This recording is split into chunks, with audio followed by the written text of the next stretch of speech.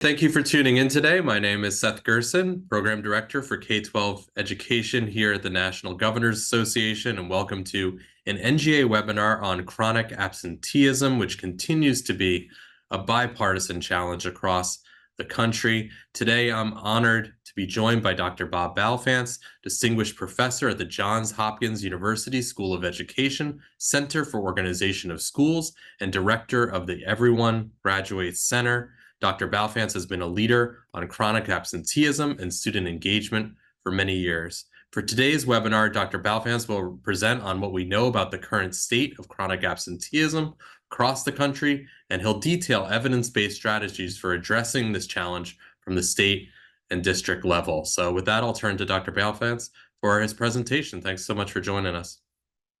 Thank you, Seth, and I'm happy to be here today.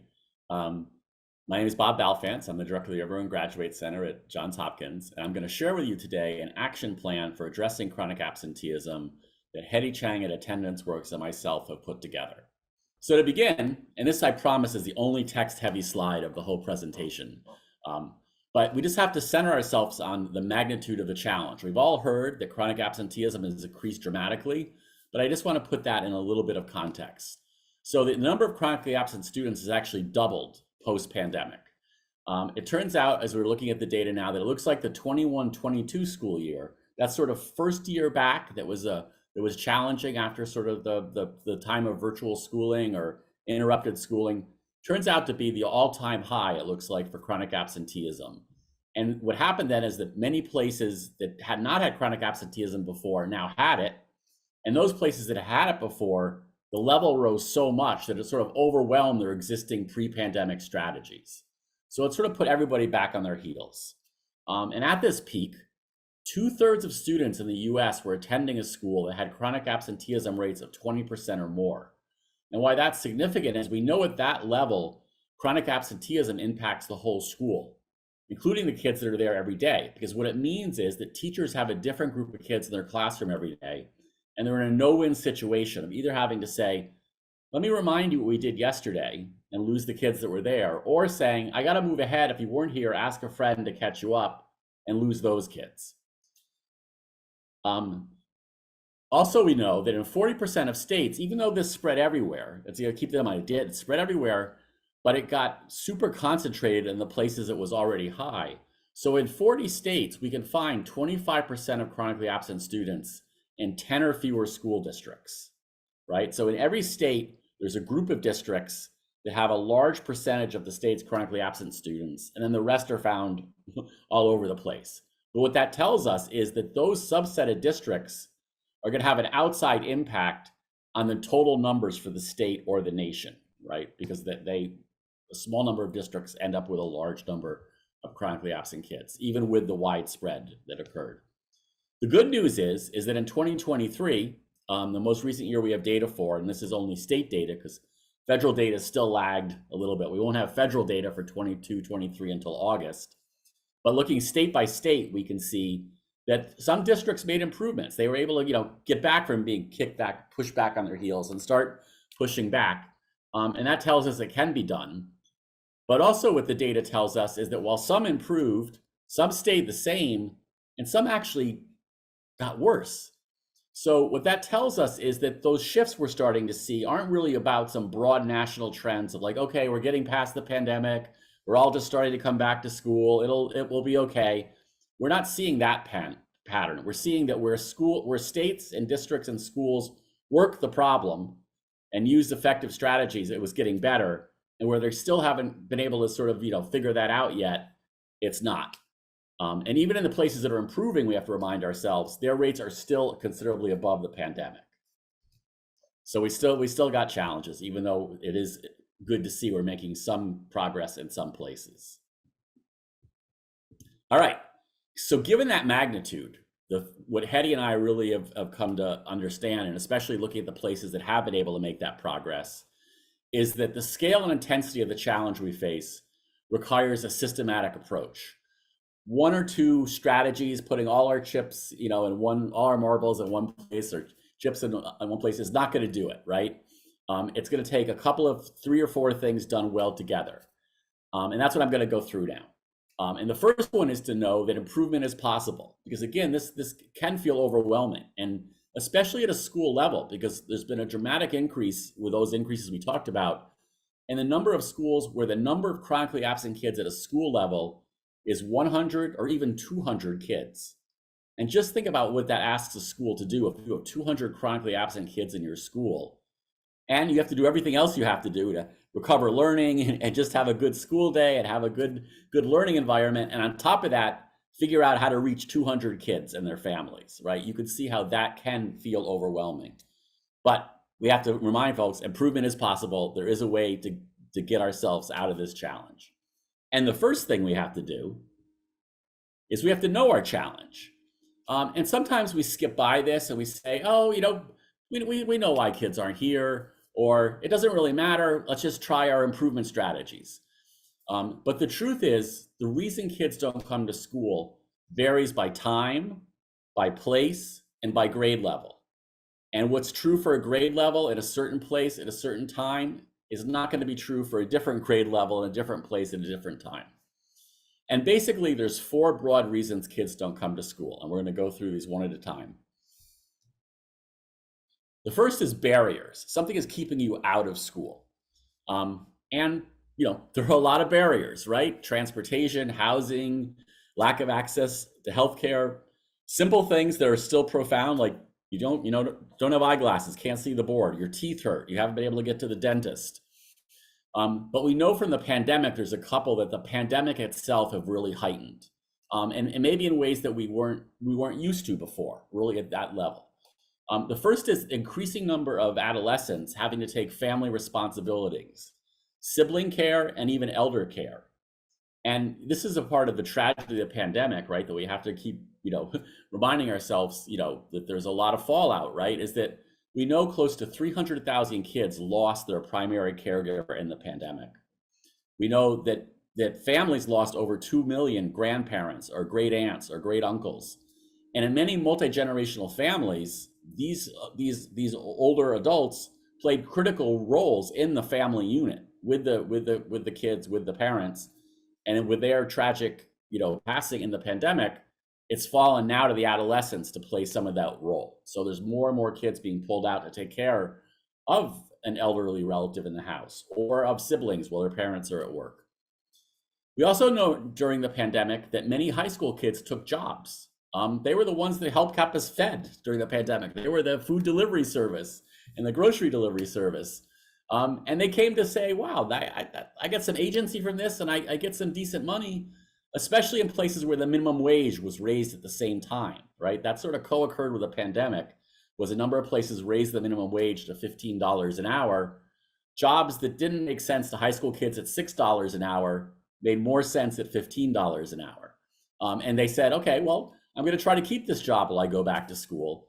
And we know that's really hard, right? You can't go to school a couple days and work a couple days.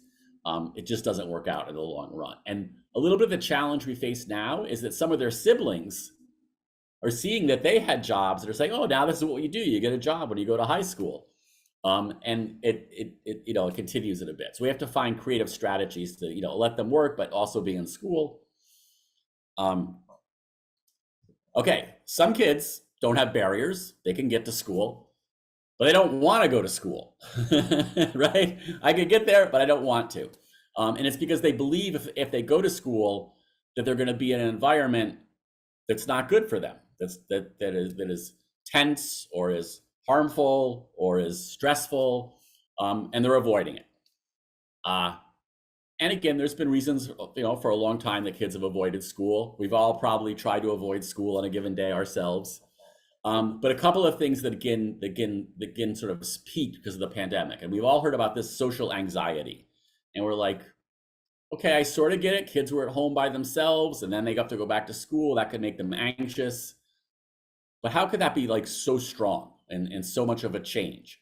And I think what we have to think about is particularly the kids that got caught in transition years. Think of yourself if you were a well-adjusted fourth grader, sort of really know how schools work, have lots of friends, are very comfortable in school. You get sent away for your home for almost all the fifth grade, often by yourself, cut off from your peers, cut off from your teachers. And then you go back to school, and you're going back to school to a new middle school where you've never been. You don't know any of the kids. You don't know any of the adults. You've been sort of away from being socialized for a while. That's what creates anxiety. Or kids, young kids that never didn't really go to pre-K or K or in first grade. Or the seventh grader who suddenly finds themselves in ninth grade. Those are the kids where you could really see, wow, I'm a place I don't know anybody, and they all sort of seem judgy. I don't like this place. I'll try to avoid it. And also we know that because of those lack of connections, there was sort of an increase of peer challenges. You know, it's much easier to have, as the kids say, drama or teasing, or even, you know, at its worst, bullying, when you don't know each other, right? And so that also was increased by that lack of, when we broke that connection. All right.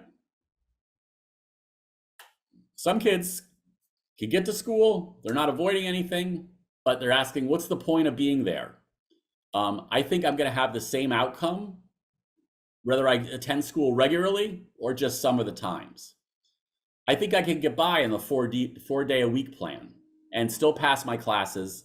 And if I pass my classes, I'm going to get the same job, whether I get good grades in the class or I just pass them. Like, I know I'm from all my peers and everyone in my neighborhood, I think that's where I'm going to go. And I don't have this sense of connection to people, right? Nobody knows me, nobody cares. So again, think about it. If you believe nobody knows you, nobody cares, and you're out at a bus stop and it's raining and you don't have good rain gear, you're going to ask yourself, why am I getting wet? The logical thing is to go home, right? Because nobody, right? So that's this idea of disengagement. And then finally, there's some misconceptions I just did not realize. It turns out that even pre-pandemic, parents and kids generally underestimated how much school they missed by half. And that's because we always think only about recent times. We think about, did you go to school every day? You think about the last month maybe, and you're like, yeah, maybe I missed one Tuesday. Yeah, I go all the time. And not knowing, or not quite putting it together, that if you just miss 2 days a month every month, you've missed 20 days by the end of the school year. You've missed a whole month of school. There's also this potentially, we've heard a lot about it, a lot of anecdotes. We haven't seen hard evidence yet, but it feels like there's something there, which is this sense of that you can maybe succeed in school by not being there all the time because you can do your assignments online. And that's the idea that, like, as long as I get my assignments in, I don't have to physically be in the building to succeed. Now, we know there's a lot of evidence that that's not true, but you can see how that could sort of become sort of a misconception.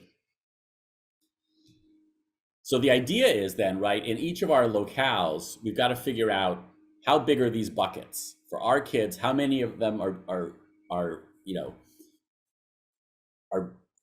something is blocking them from coming to school, how many are avoiding school, how many don't see the point, how many are being driven by misconceptions. Because you can see, like, if you guess wrong, your solution might not help, it might make it worse, right? So that's why it's really important to understand the why.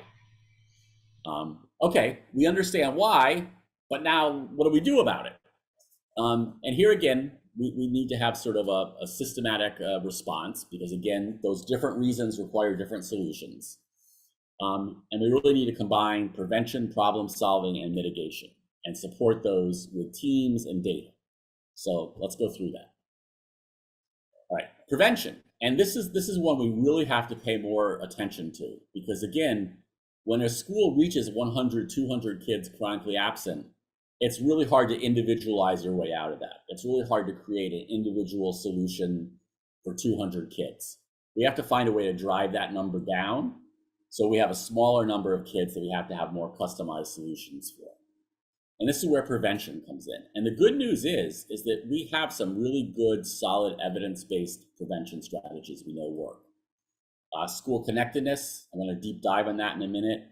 Family engagement is essential. Places like Connecticut and other states that put a big effort on family engagement are doing better, because they're really, the parents and the schools are working together as a team to create the conditions and to share the knowledge of what it takes to get kids to school every day. Messaging is important. This idea that school is a good place to be, and we're going to make school a good place to be, right? It has to be sort of, both those things. Nudge letters work. This is the idea of just getting to those misconceptions by sharing in a non-judgmental way, a non-punitive way, a really we miss you way. Here's how much you've missed so far. Here's what can happen when students miss that much. We want you, we need you. How can we help you get here? Right? That's a nudge letter. So then what I want to do now is to go a little deeper into school connectedness, because I think this is where the evidence tells us that we really have got to do a concentrated national effort to make sure our kids are connected to school. And if we do that, we'll not only drive attendance down, but they'll do better in school and they'll have better mental and physical health. It's actually as close as we have to a universal prevention strategy. And what we know is that kids are connected to school when 4 things are true. When they say that I have an adult at school who knows and cares about me as a person, when I have a supportive peer group, right? Everyone doesn't have to like me, but if I got my crew, I'm okay. And I'm engaged at least some of the time in something I find meaningful and actually that actually helps other people. It's not just about me. It's like I feel that I'm doing this, I'm helping others. And finally, I feel welcome in school for who I am. Now think about that. If there's a place where there is an adult, like the adults want you there and they're going to miss you. You got friends who you're going to be able to be with and are going to also miss you if you're not there. When you're there, you're going to do something that's meaningful and you're going to feel welcome. That's a place we would all fight to get to. We would say, I don't care if it's raining out, I'm going to get wet because I'm going to a good place where people want me and I want to be, and we're going to do something good, right? So that's that power of school connectedness. And what we didn't really realize is this was what was lost in the pandemic. We didn't realize how important this was until we lost it. Pre-pandemic, this was just sort of there, informing activities, though there were still many kids not connected then. But post-pandemic, this is really what got broken, and we have to improve. And the good news is that schools can influence, improve, and actually measure all of these. This is very actionable. You can find ways to create better adult-kid connections. You can find ways to have more kids having supportive peer groups. You can work to have more meaningful pro-social activities and improve the sense of belonging. Those are all things we know how to do. There's examples of school doing, and there's ways to measure. All right, so we've done our prevention, but our prevention is never going to be perfect, right? Some kids face real barriers. Some kids deeply believe, like, if they're going to go to school, some bad things are going to happen. In some cases, that's true, right? So it's going to take a while to turn some of this around, and we have to do that. We have to solve problems. And really what we know, the best way to do this problem solving and to get to sort of the root cause is to really make sure we're engaging students and families in both identifying the challenge, but also the solution. Because sometimes, again, we're guessing from a distance, oh, this was what's going to help them come to school. And if we don't know the situation,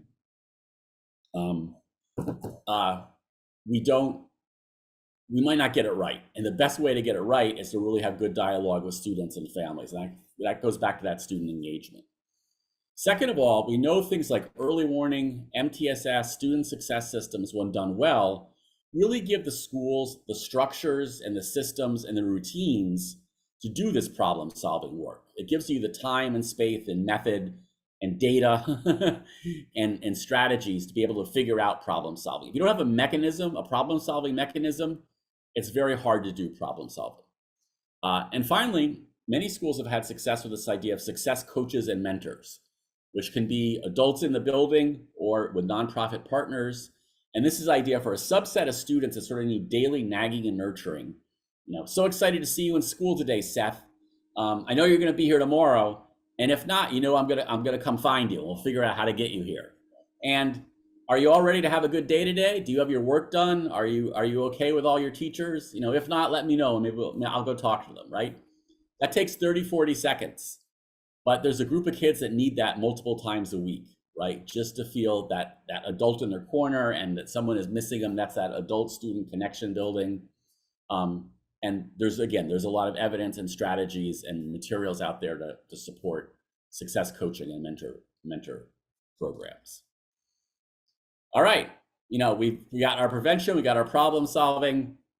but we're still not going to be perfect with that. There's going to still be some kids that it's going to take a while to turn it around, right? We're not going to go from missing 30, 40 days of school to coming every day, right? We're going to get it down to 20 days maybe, then maybe to 15.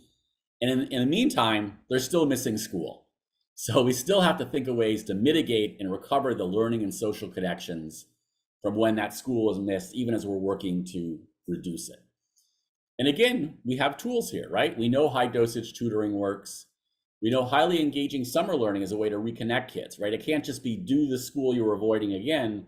It's got to have those elements of school connectedness, those meaningful activities, those, that sense of belonging, and then work in work in the learning, right? And this idea of peer mentoring to support social reintegration. This is a one, again, that's like, it's just waiting to be done, because, as I tell people, every year there are 4 million graduating plus or minus seniors in the United States. And seniors often have a lot of time once they've got their credits done to do something positive, right? As opposed to just doing senior slump. And so there's ample supply of people power to be trained as peer mentors, as peer tutors. And some of the best programs I've seen is where they have 12th graders be like homeroom captains for 9th grade. And it's like, I'm your homeroom captain, and as your captain, the first thing you have to do to be on my team is to be here, right? And if you're not here, then I'm going to be the one to call you and say, why aren't you here? The team needs you, right? That's that idea of using the peers themselves to help with that social reintegration. All right, so we have our series of strategies. How do we make them happen? And this is really where teams with data come in. And this is a place where we tend to fall short, again, because we have not organized ourselves for the magnitude of the current challenge, right? Because we didn't have it before. So many district teams or even school attendance teams are 1 or 2 people on those teams. And if you have a 1 or 2 person district or school attendance team, and you have hundreds of kids in a school chronically absent or thousands of kids in a district, those folks don't have the capacity to really address the issue. Places that have been successful now have integrated teams of 8 to 10 people that cut across the various offices that this makes sense for, right? The academic office, the behavioral office, the attendance office, the MTSS office, all the different types of student supports, alphabet soups. You got to bring them all together to create sort of integrated teams of student supports that really have time and dedicated data to sort of drive the work, right? And that actionable data has to be real time as possible. We're talking about weekly at the school, monthly at the district. We've got to be able to disaggregate by subgroups and grades, because we need to be able to see trends and patterns over time and compared to prior years, and be able to track and monitor the effectiveness of our interventions, right? Because that's where we often fall short, is we make a plan, we go out and do the plan the best we can, but nobody writes it down. So 2 weeks later in our busy lives, we're sort of scratching our heads saying, what exactly did we say we were going to do? And did we do it? So the good news is there are more and more states and more districts that are starting to create data systems that do this. But we also have to be honest that those are still the exceptions, not the norm. And this is really an area for state, I think, support and involvement. Now, local control totally makes sense. Districts may still have their own student information systems, but states can really help to say, whatever student information system you have, here's the 10 ways they need to be able to give information about attendance, right? And just have that be sort of it can be voluntary standards, but a voluntary data standards can still have a lot of power at a state level, because it starts to aggregate demand to the providers of these systems to say, whatever everyone can do their own system as long as they have some things in common, right? And that's also important too, is in talking to schools, is schools for a variety of reasons or districts often change their student information systems. Over a 5-year period, they can easily have 2 or even 3 systems, just because it's a fairly volatile market and there's a lot of change going on at different levels. And that again is why it's important to have a common set of things across any of those systems. So if a district system has changed, they still know, yeah, we can still get our core attendance data. So I think that's an important area for sort of states to be thinking about. Right. Now, I just want to go 1 minute deeper on what does a school team look like? What is a school? And here we're using student success as sort of a way to talk about this broad thing that's attendance, it's how well you do in school, it's sort of that school connectedness idea. It doesn't matter what you call it. It's if your MTSS team is your strongest student support team, build from that. If your PBIS team is your strongest student support team, build from that. Build from whatever your strongest student support team is, but then really make sure it's empowered to really do these structures, systems, routines you need to sort of do the problem solving, the prevention, the mitigation. So, you got to have enough people on the team, enough diverse point of views that we really can understand the whole challenges behind chronic absenteeism. You got to be looking at those sort of, monitoring, who's been doing fine and all of a sudden is starting to miss school. That tells us like there's just been a recent change, and that's often easier to address than something that's been there for years and years and years. This is also where we can have that sort of school connectedness data and really keep saying what % of our kids have that adult they know, what % of kids, have a supportive peer groups. And again, that doesn't have to be hard. The easy way schools have done this is you get like a grade level team, a 6th grade team, or a small learning community team. You put the kids' roster up on the wall. You give everybody 2 stickers. I know the kid by name. I know the kid's story. Put your stickers on where it's true, and you can instantly see which kids no one even knows their name and which kids no one knows their story. That gives you a baseline. Try some improvement strategies. Come back, do it, a month, 2 months later, see if you're making a difference. That's the idea of how you can progress monitor on key indicators, and do it in a really just simple school level way, not dependent on lots of fancy statistics.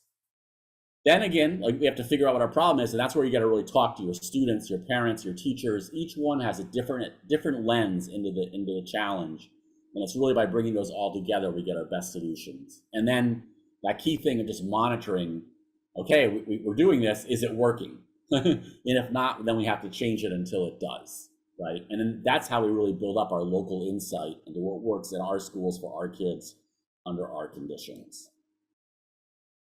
All right, the last part of our 4-part plan of improvements possible, know your challenge,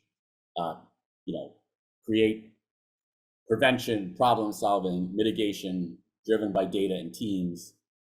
And now you got to gather and align your resources to do that work. And here actually there's some good news. Again, it's this step we often move past, which we're calling taking stock. Because again, schools and districts often have more resources than they realize, but they're all siloed, right? I only look about behavioral issues. I only worry about academic issues. I only worry about attendance issues. Well, the kids' needs are holistic, right? and oftentimes those 3 different groups are talking about the same kid, but only one dimension of their challenge.